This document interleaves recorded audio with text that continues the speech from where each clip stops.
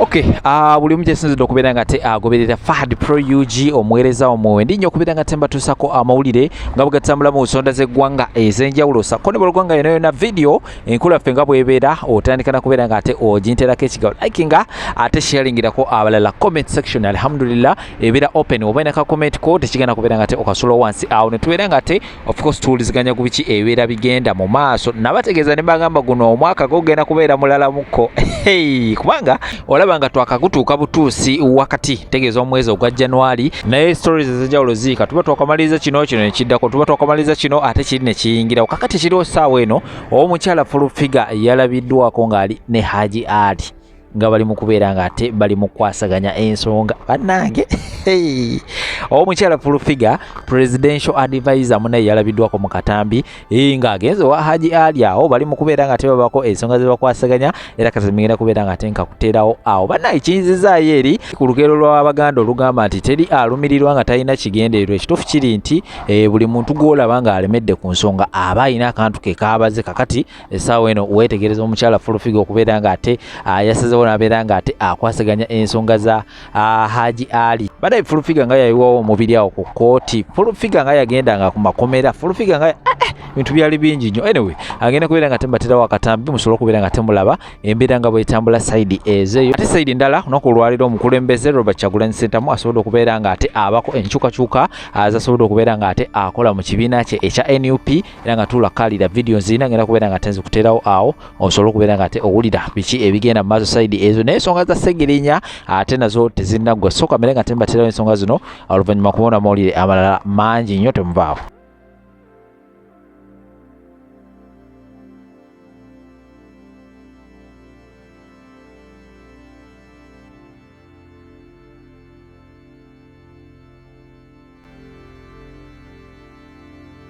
Amanya mampita Jennifer full figure omubwati mukyala Haji si kye kiwaluma ekyo mukyala Haji Ali mwizira ekintu ekyo mukitegedde yenze temuna kye mugenda kunkolako bwadde bwekiti temugenda kunkyusa wadda kati nginyinya weekati ekyobugaga kyemuna kyakunvuma era bwe mugenda okukoma but I'm strong enough because I know what I'm supposed to do.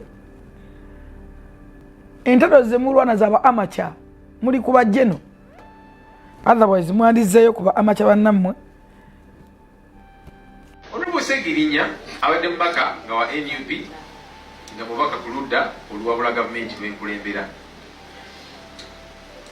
palamenti ng'emusiibula mu kitiibwa kye waliwo ebintu byalikoze ebintu eby'ekisajja kikulu eby'amagezi bulabo gwange bagenda ne bateekawo komiti ya muntu omu one man committee okulutu ekintu bwekityo zabadde amukulembera mu palamenti nga sibimanyiko nabigenda maaso oba kakiiko oba ki lwaki oba nange tunyaliriza ne tuteesa ku nsonga zikubanza ebadde mukulembera mu palamenti ekibiina kye kyabaddemu nga NUP kyabadde ayagala ennyo era yalama n'okulaba bamisajja watu ng'amanyi anaatera okugenda njagala bikolewo ebiti ekibiina kyange bwe kiti mukulembeze wange byonna byonna lwaki tewayitayo kale mukulembeze omu okuva ku kitebe kya NUP abeere kakiiko family nayo baali bagiwa orders just mukole kino omutakikole titujja bawa ssente okuva mu palamenti oba ki nedda nabo batule ku mmeeza ffenna tubeerewo tuteeseze omukolo guno okusiibula munnaffe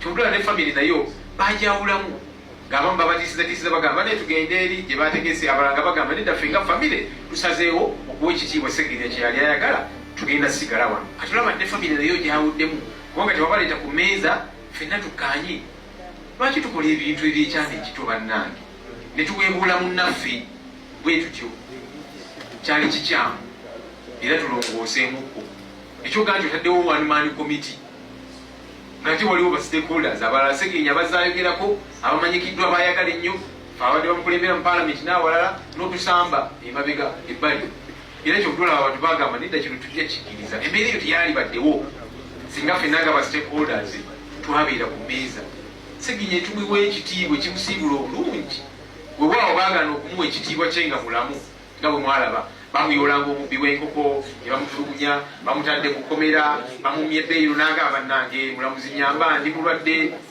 government doctors ne basayininga ebipapula omuntu ono mute afuna okujjanjabi mulamuzi n'agaana okumuwa beero obamuwa beero yali afuluma Kigo prison ne baddamu ne bamuyoola bamutyoboola mu bulamu bwe ne mukufa ne basalawo bamutyoboole notawa kitiibwa bantu be bakulembeze banne bazaatambula nabo kyali kikyamu bwe buswavu obwaliwo ku nsonga eyo waliwo abuuziza nti famire ya Honorable Segirinya era egambye nti bo balina omuntu gwe baagala aweebwe kaadi ya NUP ffe ng'ekibiina kuba nze nkyogere tulina emitendera gye tuyitamu omuntu okufuuka flag bearer waffe era ne Honorable Segirinya emitendera gye gimu gye yayitamu gye tujja okugoberera okufuna anadda mu bigere bya Honorable Segirinya.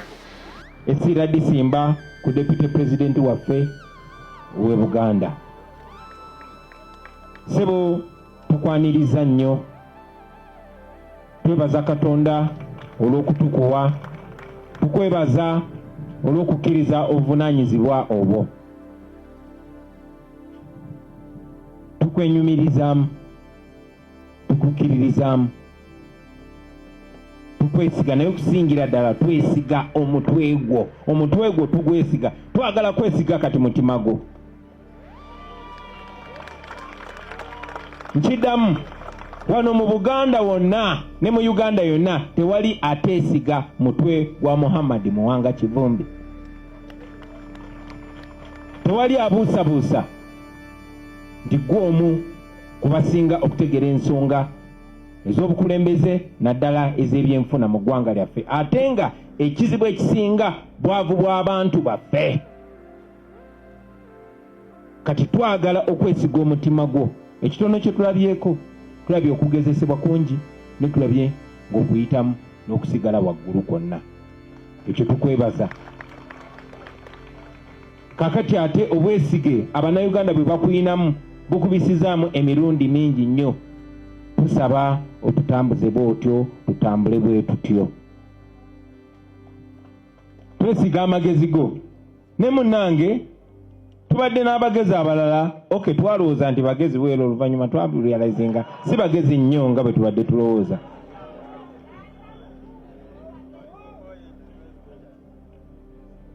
Njagala ssebo okujjukiza nti wano e Buganda gwe mutima gwa struggle yaffe. Wano we twagala osooka okuwamba wano. Kati baatuwaawo. Katulina kusinziira wano. We musinziira we waate wateredde. Eri gye mugenda wajja kucyankalana. Museveni bwe yamanya nti we tusinzira tukapukyalinzeewo n'ayagala atucyankalanye. Kubanga bw'oba ogenda kubuuka oba olina okubeera ku flow ngeri faamu. Bw'obeera ng'ogenda kubuuka ng'osinzira ku flow etali faamu, tosobola kusinzira bulungi n'obuuka n'ogenda wala gy'oyagala. So Museveni ya making sure wano acyankalanyawo yimiddire ku ebo eno n'agisikawo nasaawa enda eno n'agisikawo nga tebiseera ebisinga agulangule. So ssebo tuli wano mu Buganda twagala okutereezaawo tusobole ng'okusinziirawo tutereeze walala. Oli musajja Muganda, tukusaba ennono yaffe ogitambulireko ogiyigirize n'abalala. Wano mu Buganda twakuzibwa tuyigirizibwa okuba n'empisa, okuba n'obuntu bulamu, naye n'okuswala kintu kikulu. So ssebo twesunze okulaba ng'otambula n'ezo values. Gwe chairperson waffe owa Buganda Caucus, gwe chairperson waffe wa Public Accounts Committee, era otukulembedde mu bifo bingi n'otukulembera bulungi.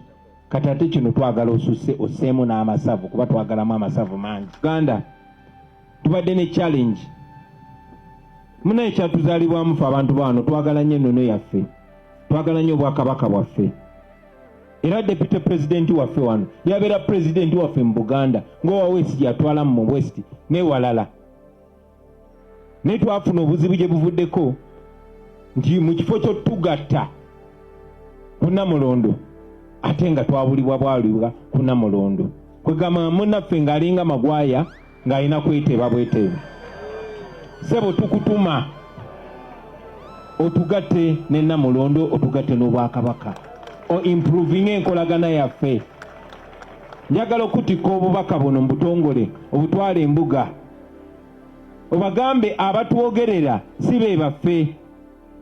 Singa tufuna omukisa okweyogerera twandigwagadde nnyo tweyogerere. N'engeri gye tukwina ate ng'oweebwa bulungi nnyo ekitiibwa ate nga gwe chairperson w'ababaka bakiikirira ekitundu kya Buganda, tukusaba otuseeyo obubaka bwaffe nti tuli bawulize, tuli basajja ba Kabaka na bazaana ba Kabaka. Tutambulira mu kkubo liri lyennyini erya Beni Kiwanuka nti wadde tuli be Buganda naye twagala Uganda yonna, era Uganda yonna twagala etereere, kuba Buganda tesobola kutereera nga Karamoja teteredde, nga Ankole teteredde, nga West Nile teteredde. N'ebitundu ebyo byonna byonna bwe biyambibwa ne bitereera tujja kweyagala n'abantu bano bajja kweyagala. So obubaka obwo obutwale embuga. Otulamusize beeno mugambe tumwagala nnyo. Otulamusize abalangira n'abambejja. Otulamusize Katikkiro. Ne bannaffe ababadde bakyatagala obajjukize nti balina omukisa tetugalangawo oluggi lwaffe kasita beetereeza ne beegaana ekibi n'abakireeta. Njagala okuwa obubaka obutwalira abasiraamu,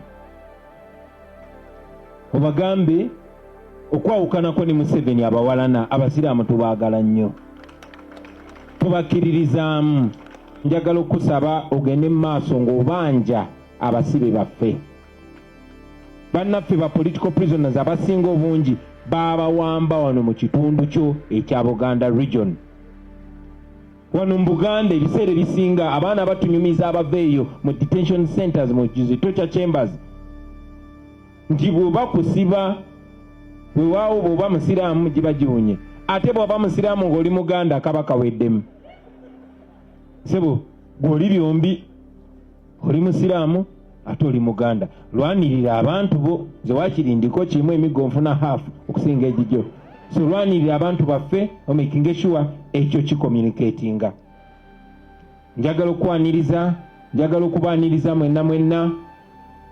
Nsabe ne Mukama tukkirize ate tulabe ku njawulo esinga ku gye tubaddemu.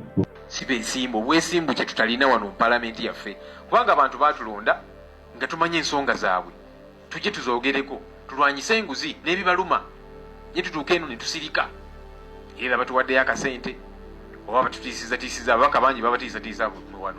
Gwe bona olemera ku nsonga zino ez'obuli bw'enguzi naki tujja kuteekako kandidate ewuwo tumuteekemu ssente akuwangule. Oba bona olemerako tujja kulwanyisa, tetujja kuyamba owangule bwe bityo n'obusente obuyitiŋŋana. Mwamulaba Dr. Twaha yeeyita Dr. Musawo, simanyi oba musawo ebyaddala oba musawo Muganda simanyi, naye anfaananira ng'omuntu eyasomako. Katoyinza ga nti wa Kibogwe ng'azunga bw'ayambuka amadaala waggulu ne wansi, kuba ye twamukwatira mu kituli tumugamba ezo ssente miliyoni 4 zizeeyo gye wazijje. N'agenda nazo n'agakomawo n'aga nti bannange ate abaazimpa bagambye nti kaakati ffe twazikuwadda gw'omanyi kyozikozesa. Ye twamukwatira mu kituli naye n'abala gye bali bangi biyitiŋŋana mu kizimbe kino.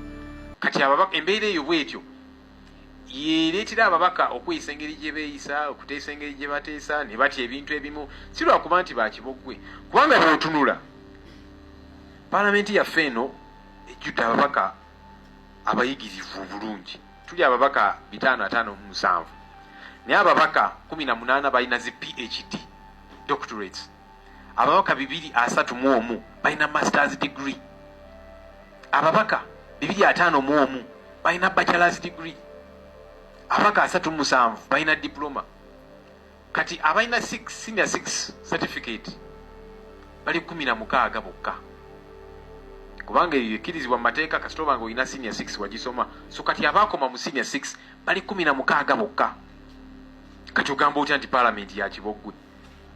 Bana bokka be balina certificate ze basomera eyo bawa equivalent, naye abasinga kibolabira ddala nti bayivu. Kati oyinza ga nti abantu abo abayivu tebamanyi kyakola, basobola okwebuzaabuza. Nedda, lwa mbeera eno eriwo. Tutula n'omulabaka asobola okusayininga ekiwandiiko nti kakati bano tubagobe kubanga babbi, n'amala ne yeebuzaabuza nti bampuddiisa tumanyi kusoma, kubanga ono omubaka kakasa alina waagwa, either alina certificate ya senior 6 oba ki, amanyi okusoma oluzungu. Weebuzaabuza otya nti nze bampuddiisa? Ninduza bamukangakanga ng'amaze okubisayininga. Obwesimbu kyekizibu kye tulina. Ate si paalamenti eno yokka. Mujjukira 25 abaka baabawa obukadde 5 okujja ekkomo term limits. Baali bayigirivu. Paalamenti ewedde baaweebwa obukadde 29 okujja ekkomo ku myaka. So kati obuzibu bwe tulina obutali bwesimbu, kubanga n'abaliwo nga basiniya bagamba nti bo babitegeera nnyo nakibabadde ebbanga lino lyonna ku nsonga ez'enkizo tobawulira. Naye ate bawulira nga bagamba nti obuzibu bwe tulina bannaffe abali wano abakiboggwe, kati gwe atali wa kiboggwe lwaki osirika ku nsonga ez'enkizo ng'ate oli mubaka wano? Kati ndowooza olaba obuzibu bwe buva. Mpandikidde sipiika amakya ga leero nga nziremu okumujjukiza, ayinza okuba yeerabira, agenda neerabira nti ndi full member wa parliamentary commission, nga mujjukiza nti ndi member wa commission, era nga mubuuza lwaki siyitibwa mu meeting za commission. Kiki kye bagezaako okukweka? Biki be bayisa omu bidirudiru ki be bagezaako okukweka? Nime kubimanya. Bwe neemulugunya ebbanga eryayita ne bagamba kale katumuyiteyokko. Bampandikira ebbaluwa ng'empita naye era bakikola kigendere, kubanga mu kaseera ako nali siri mu kibuga. Ku mirimu emitongole mutera otulaba, tuli eyo, kati tuli mu mambuka, tuliwa. Era nga sipiika akimanyako buli bwe tufuluma okugenda okukola emirimu gyaffe. So nga akimanyi nti nali mu field nga 3 December meeting lwe yayitibwa. Ebyembi ebbaluwa eyo bagireeta nga 2 December olw'eggulo mu ofisi yange wano, nga bampita okujja mu meeting enkeera ku makya, ate nga bakimanyi mu kibuga siriimu, tugenze ku mirimu emitongole ne bannanga bamu. Ate ekiralo ky'obuswavu kye baakola mu bbaluwa eyo, kubanjirina wano, bagibackdatinga, bakuutiza bbaluwa gye baawandika nga 2 December, ate bo baateekawo nti bagiwandiise nga 26 November 2024, okulaga nti meeting bagiyita bukyali. Kugamba olaba ebintu eby'obuswavu ebyokukuutiza ebyokujingirira, kubanga oba ogiwandiise nga 26 November 2024, lwaki ogireeta mu ofisi yange nga 2 December ng'ate meeting yankeera ku makya, ate ng'okimanyi ne mu kibuga siriimu nafulumye ne bannange ogenda okukola emirimu egy'enjawulo. Kwegamba olabira ddala ebintu eby'ekiyaayi, kambiyite bwentyo, kubanga bwe kityo bwe kiri. Naye ensonga zino tujja sirika kuzoogerako. Tuwagala bannaffe beetereeze. Abantu bangi bagezezaako okulemesa obuvunaanyizibwa bwaffe, nga mwe muli ne bannaffe abamu mu opposition nga muze mubalaba. Naye nebaza Katonda nti nga ttiimu tubadde banywevu n'obuvumu okulaba nti tutuukiriza obuvunaanyizibwa bwaffe mu mwaka guno ogumu, era batuwuliddemuko. Ate ne guno gwe tutandise bagenda tuwulira ddala.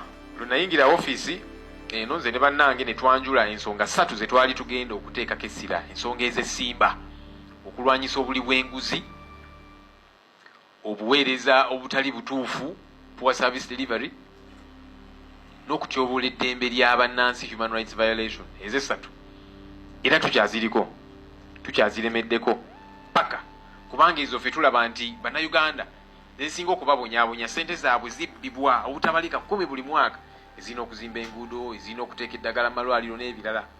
Tebafuna buweereza nga bwe kirina kubeera, service delivery. Eddembe ly'abannansi lityoboolebwa, bawambibwa ne basiibwa ku bisanga ebijweteke. Mbawulira kati bagamba nti ne bail baagala kugijjawo, police bond baagala gijjawo, ate n'olaba n'aba NRM bakwe mu ngalo nti bakole ekyo. Tebamanyi nti nabo kijja batuukako, batuuke ekiseera nga nabo beetaaga bail eyo, naye ate nga baagirwanyisa, balowooza nti kaakati kino kikosa ffeffekka ab'opposition. Ebintu bino tulina okubirwanyisa era nga tukyabiriko. Nga ttiimu tufulumiza ze tuyita alternative ministerial policy statements, nga tuwa eri eggwanga ffe kye tulaba nti kino kyekituufu ekirina okukolebwa. Waawo tulina okuwabula gavumenti, newankubadde gye tuwabula ya mutwe munene, tewuliriza. Ne tugamba nti kino kyekituufu ekirina okukolebwa.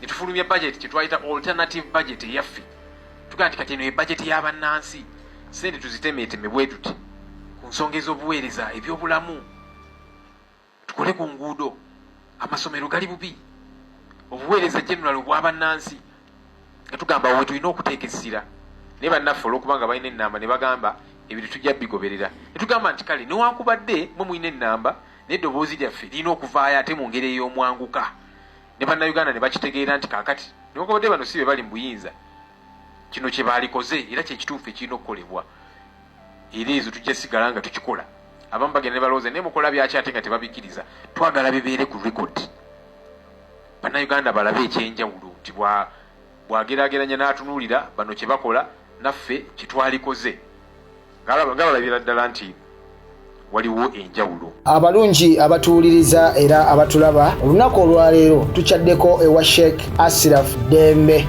Sebo nsanyusa okubalaba. Amannya agange nze Sheikh Ashraf Dembe akola ku bizibu by'enjawulo. Omuntu singa aba alina ebirwadde musomereddwa tunywa amazzi ga lukuya nga bw'obadde ogalaba tugenda abantu ku kyoto ne twokya emizimu emibi egibabaamu n'okulomba edduwa abantu singa abeera ng'ali wano atuuse sobola okumulombera edduwa ne waba atatuuse nga mpadde amannya ge naye ng'ali wala neetaase enamba yange yeeno eri 0707763711 nammwe bannyinaffe abali ebweru oyagala okuba nti oyagala okulombera ku dduwa ng'olina ebizibu viza zibuze amaka gakolongotana sente zikola zimpita mu ngalo ojja kumpeereza ekifaananyi kyo n'amanyago ebyo byokka bijja kummala nja kukulombera edduwa ojja kutereera olunaku olusembayo mu mwezi mba n'edduwa eyawamu ffenna n'abalwadde bange abakadde n'abapya. Salaamu alaikum warahmatullahi wabarakatuh.